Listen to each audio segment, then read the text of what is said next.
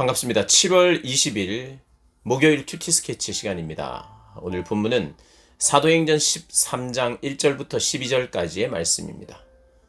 오늘 본문은 이렇게 시작합니다. 안디옥 교회에 선지자들과 교사들이 있으니 곧 바나바와 니게르라 하는 시므온과 구레네 사람 루기오와 분봉왕 헤롯의 젖동생 마네안과 및 사울이라. 오늘 본문인 13장부터 이제 본격적으로 이방 선교가 시작됩니다. 물론 13장 이전에도 이방 선교에 대한 그런 문들이 열리고 또 그런 전도가 있기는 했습니다. 그러나 이제 본격적으로 완전히 이 초점이 이제 이방을 향하여 이렇게 전도 여행을 떠나면서 사도 바울이 파송되면서 1차, 2차, 3차 전도여행, 그리고 로마까지 가는 그 전도여행이 시작됩니다. 그 시작이 오늘 본문인데요. 안디옥 교회에서 이제 선교 여행이 출발하고요. 선교 여행을 출발하고 파송이 되는 사건입니다. 안디옥 교회에 선지자들과 교사들이 있었는데 이러한 사람들이다. 이들이 교회예요, 교회. 교회는 뭐 합니까? 예배하는 곳이죠. 예배하면서 하나님의 뜻을 깨닫지요. 그리고 하나님의 뜻대로 살지요. 그러면서 하나님께 기도하면서 하나님의 뜻이 이루어지기를 원합니다. 하나님의 큰 뜻이 뭡니까? 교회를 세우는 일이죠. 복음을 전하는 일이죠. 그리스도의 증인이 되는 일이죠. 그러면 모르긴 해도 그들의 기도, 그들이 2절에 주를 섬겨 금식할 때에 주님을 섬긴다 할 때 하나님의 교회를 세우고 복음을 전파하는 이 일을 하면서 예배하면서 기도하면서 찬양하면서 구제하면서 그들이 바라보는 방향이 무엇이었을까요?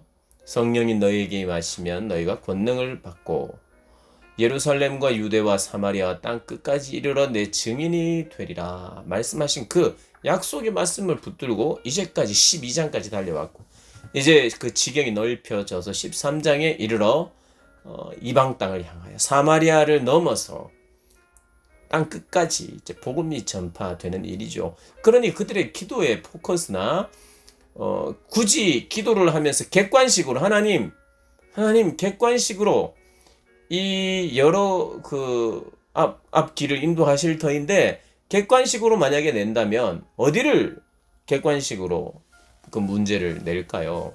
그들이 생각할 때 정상적이라면 어떻게 이제 모든 열방의 복음을 전할 터인데 동쪽으로 갈까요? 서쪽으로 갈까요? 남쪽으로 갈까요? 북쪽으로 갈까요? 사지선다형으로 그런 걸 묻겠죠.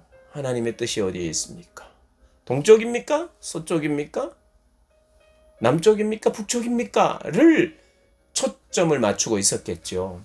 그러니까 우리가 하나님의 뜻을 묻고 성령의 인도를 받는다는 것을 그분이 결국 인도하실 곳이 어딘지를 바라보면서 기도해야 되겠죠. 그러니까 여기에서 금식을 하고 주를 섬기고 이랬는데 전혀 뜻밖의 일이 벌어졌다. 그렇게 생각할 수 없어요. 예상한 거예요. 누군가는 보내실 것인데 언제 보내실지, 먼저는 누구를 보내실지 이런 걸 생각했겠죠. 그러니까 파송해야 되고 파송받아야 되는 이런 생각을 했을 거란 말입니다. 왜요? 왜 파송돼야 됩니까? 왜 하나님은 파송하십니까? 복음이 필요한 곳이 있고 복음을 들어야 될 사람들이 있기 때문에 그리 가는 게 파송입니다. 어느 나라에 파송한다. 왜 갑니까? 그 나라에. 복음을 필요로 하는 사람이 있고 복음을 들어야 되는 사람이 있으니까 가는 거예요. 그게 하나님의 뜻입니다. 이 땅을 살아가는 동안 하나님의 뜻이 여러 가지가 있는데 압축하고 요약해서 그리고 중심이고 주제는 복음이 필요한 곳, 복음을 들어야 하는 사람들에게로 가는 것. 그것이 우리 직장일 수도 있고 학교일 수도 있고 내 주변 사람일 수도 있고 가족일 수도 있고. 왜 파송이 되느냐? 복음이 필요한 곳이기 때문이죠. 그들이 금식한다는 것은 그냥 밥만 안 먹는다는 뜻이 아니라 집중한다는 겁니다. 금식한다는 것은 먹는 것까지도 내려놓고 내가 보고 듣고 즐기고, 그러니까 금식을 하면서 내가 즐길 걸 다 즐기고, 이건 말이 안 됩니다. 금식한다는 것은 집중한다는 거예요. 하나님께 더 집중하여 하나님의 뜻을 묻는 것이에요. 그러니 하나님께서 이렇게 이야기하십니다. 사람을 딱 세웁니다. 따로 세워서 파송시킬 사람, 바울과 바나바, 사울과 바나바 세웁니다. 그리고는 안수를 합니다. 그런데 뽑았어요. 그 사람을 뽑고 나서 3절에 보니까 또 금식해요. 자, 금식하고 기도하고 2절에도 금식할 때에 성령이 이르시되, 성령께 집중한다는 의미예요.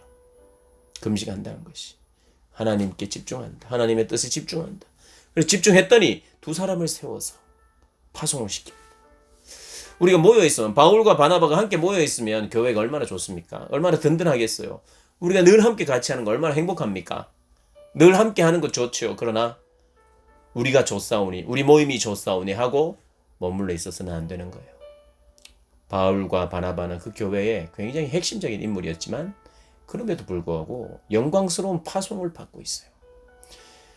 이제 사도행전 13장을 시작하면서 모여있던 교회, 물론 이제 계속해서 선교를 했습니다만은, 좋은 사람, 같이 있고 싶은 사람, 교회에 유익이 되는 사람, 바나바 얼마나 착하고 선하고 성령으로 충만한 사람입니까? 사도 바울 얼마나 확실한 사람입니까? 그런데 그 두 사람을 파송시켜야 돼요. 한편으로는 슬펐을 거예요. 한편으로는 아쉬웠을 거예요. 그러나 우리가 모이기만, 우리니까, 우리끼리 좋아서 모이기만 한다면, 물론 그것이 행복하고 좋지만 파송되어야 되는 존재. 그래서 여러분, 하나님의 교회 공동체 늘 평생 우리 딴 데 가지 말고 헤어지지 말고 우리 끝까지 같이 모이자. 어떻게 보면 오늘 본문을 통해서 보면 아니죠. 아니에요. 꼭 선교 가야 된다 이런 뜻이 아니라 우리는 흩어지는 교회입니다. 모이는 교회이기도 하면서 흩어지는 교회. 성령은 흩어지는 교회로 우리를 또 부르신다는 것을 기억해야 돼요. 그래서 금식했더니 선교하라. 그리고 또 금식합니다. 그 일을 위하여. 그리고 나서 이제 보내시는데 4절에 두 사람이 성령의 보내심을 받아 실루기아에 내려가 거기서 배 타고 구브로에 가서 살라미에 이르러 하나님의 말씀을 유대인의 여러 회당에서 전할세 요한을 수혜원으로 두었더라. 하나님의 말씀을 전하는데 그냥 딱 가자마자 아무 때나 가서 전하지 않고, 일단은 거기에 흩어진 유대인들이 사니까 유대인들의 회당, 10명 이상만 유대인들이 있으면 거기는 회당을 만들어서 거기에서 예배를 드렸어요. 또 토라를, 율법을 가르치고 구약을 공부하고 이런 유대인들의 모임이 있었어요. 유대인들이 모여 있으니 나도 유대인입니다 하고 이야기하면서, 구약의 하나님을 이야기하면서 예수 그리스도를 이야기하면서 복음을 전하는 일을 시작했어요. 물론 유대인들에게만 전하지 않았어요. 오늘 본문을 보면 이제는 이방인들 더 적극적으로 전합니다. 그 섬에요, 6절에 온 섬 가운데로 지나서 바보에 이르러 바 예수로 하는 유대인 거짓 선지자인 마술사를 만나니 그가 총독 서기오 바울과 함께 있으니 서기오 바울은 지혜 있는 사람이라 바나바와 사울을 불러 하나님의 말씀을 듣고자 하더라. 하나님의 말씀을 듣고자 이 서기오 바울 총독이 사울과 바나바를 부릅니다. 초청합니다. 그래서 이야기를 듣고자 해요. 그런데 8절 보면 이 마술사 엘루마는 마술사가 있어요. 이 유대인 거짓 선지자라고 말하는 그들을 대적하여 총독으로 믿지 못하게 힘쓰니 이 마술사가 바울과 바나바의 말을 듣지 못하도록, 믿지 못하도록 힘썼다 그래요. 자기가 가진 마술로, 속임으로 이 총독을 총독을 혼란에 빠지도록 이 사울, 이 바나바 이게 틀렸다 이렇게 여러 가지 방법으로 이야기를 했겠죠. 그러자 9절에 바울이라고 하는 사울이 성령이 충만하여 그를 주목하고 이르되 모든 거짓과 악행이 가득한 자여 마귀의 자식이요 모든 의의 원수여 주의 바른 길을 굽게 하기를 그치지 아니하겠느냐. 주의 바른 길을 굽히지 않겠느냐. 굽게 하기를 그치지 아니하겠느냐. 이렇게 말하면서 11절에 이렇게 이야기합니다. 보라 이제 주의 손이 네 위에 있으니 네가 맹인이 되어 얼마 동안 해를 보지 못하리라. 얼마 동안 너 보지 못하도록 하겠다. 바울이 그랬잖아요. 바울이 자기도 보지 못하는 그런 경험을 했죠. 얼마 동안 네가 보지 못하고. 이거는 완전히 그 사람은 이제 앞을 못 보는 맹인으로 만들어 버린 것이 아니라 하나님께 기도하면서 그가 보지 못하게 하여 하나님 앞에 회개하도록 하는 그런 기회를 준 것이기도 해요.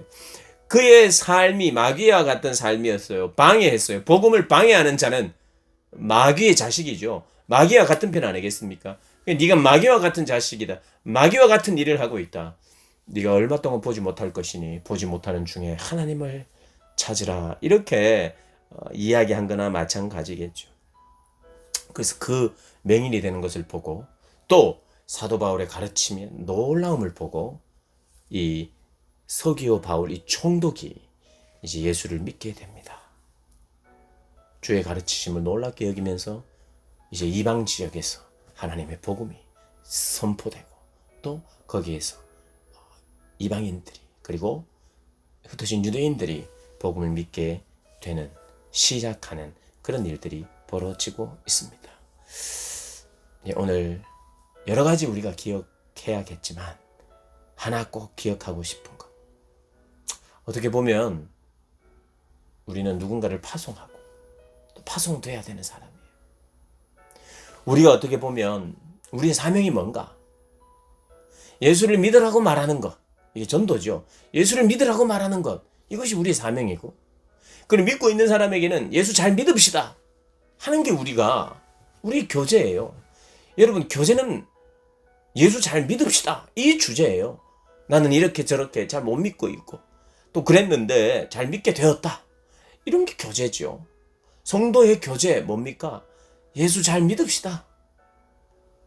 잘 믿는 사람들 참 칭찬하고 도전받고 또 잘 못 믿고 있는 사람은 안타까워하면서 권면하고 기도하고 이게 성도의 교제죠. 그래서 주님 때문에 풍요로워지는 거예요. 이게 교제죠. 교제, 성도의 교제. 사도행전은 사람마다 어떤 부자도 있고 다양한 직업이 있어요. 물론 직업이 다 소개되지도 않아요. 그게 큰 관심이 아니에요. 물론 그 사람들이 일을 하면서도 하나님께 영광을 돌릴 수 있습니다. 그런데 일도 중요하지만 일보다 더 중요한 게 있는 거죠. 그게 뭐냐? 증인의 삶을 사는 거. 성경의 관심은 오직 증인의 삶이고 증인의 삶을 살도록 하는 영이 성령이고 그래서 성령의 은사를 주시는데 증인 되게 하는 은사를 주시고 성령의 역사가 대부분 복음 전도와 관련 있는 영이라는 걸 사도행전을 통해서 배워요. 사명이 무엇인가? 파송되는 거, 파송하는 거. 그러니 정말 단순하게 성경을 보면 볼수록 그렇구나. 우리가 해야 될 중요한 두 가지 말은 예수 믿어라 이 말과 예수 제대로 믿읍시다 이 말이 우리의 입술의 주제가 돼야 되고 나를 향해서도 예수 믿어라. 예수 제대로 믿자. 그것이 나에게 전해져서 예수님을 제대로 믿을 때 예수님으로 인한 풍요로움과 그 풍요로움을 또 자랑하고 살아가요. 그런 파송을 기다리는 저와 여러분의 삶 되시길 주님의 이름으로 축복합니다.